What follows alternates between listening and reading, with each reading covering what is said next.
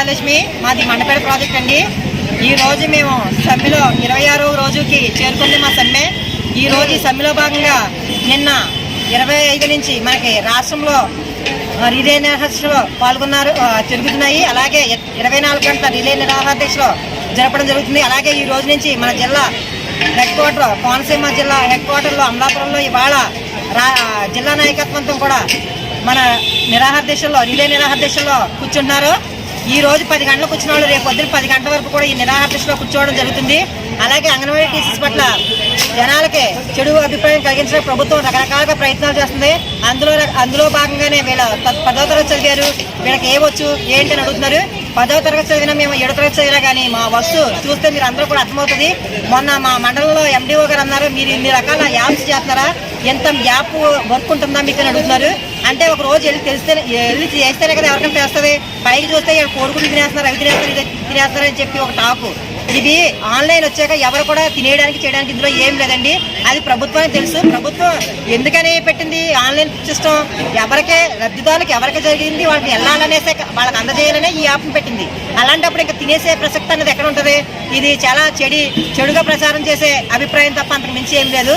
మేము 14 రకాల యాప్లతోటి సెల్లో మేము అప్లోడ్ చేస్తున్నాము. ఆ అప్లోడ్ చేసినవన్నీ కూడా పైకి వెళ్తూ ఉంటాయి. ఈ రోజు నాడు మేము 14 రోజుల నుంచి సమ్మె చేస్తున్నామంటే మరి ఆ వర్క్ అంతా ఆగిపోయింది.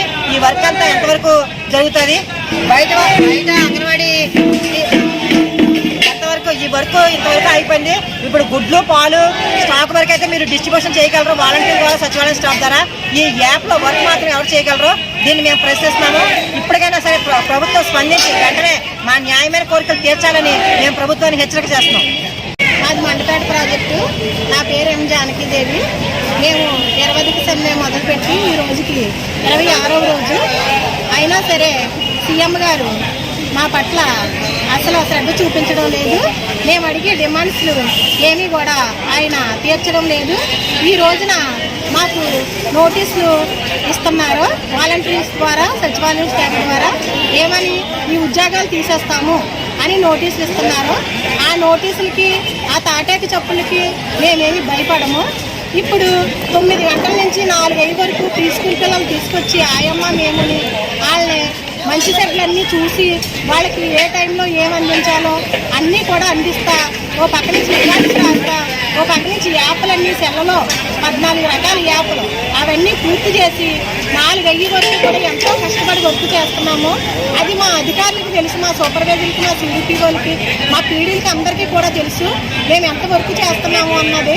ఈ రోజున మీరేదో తాళాలు బద్దలు కొట్టించి ఈ రోజున సచివాలయంలో వాళ్ళని, వాలంటీర్ వాళ్ళని తీసుకొచ్చి, లేకపోతే వివోఏల్ని, డ్వాక్రా మహిళల్ని తీసుకొచ్చి 10 మంది 15 మంది సెంటర్స్లో కూర్చొని వాళ్ళందరూ ఫోటోలు తీసుకోవడం తప్ప ప్రతి ఒక్కళ్ళు కూడా పిల్లల్ని తీసుకొచ్చి వాళ్ళ మంచి సెట్లు చూసి మేము వాళ్ళ తల్లులతో సమానంగా వాళ్ళ ఆలనా పాలన చూసి వాళ్ళకి ఏ రకంగా అయితే వాళ్ళ బుజ్జగించి ఏడుస్తుంటే లాలించి పాలించి నిద్రపెట్టి వాళ్ళకి ఏ టైంలో ఏం పెట్టాలో అన్నీ పెట్టి అవన్నీ ఎలా అయితే చేస్తున్నామో ఆ వర్క్ ఒక్కరోజు రికార్డులు రాసి వాళ్ళంతా సెల్లో వర్క్ చేసి పిల్లలందరినీ కూడా ఎలా చేస్తామో మేము రోజు అలా చేసి చూపించమనండి.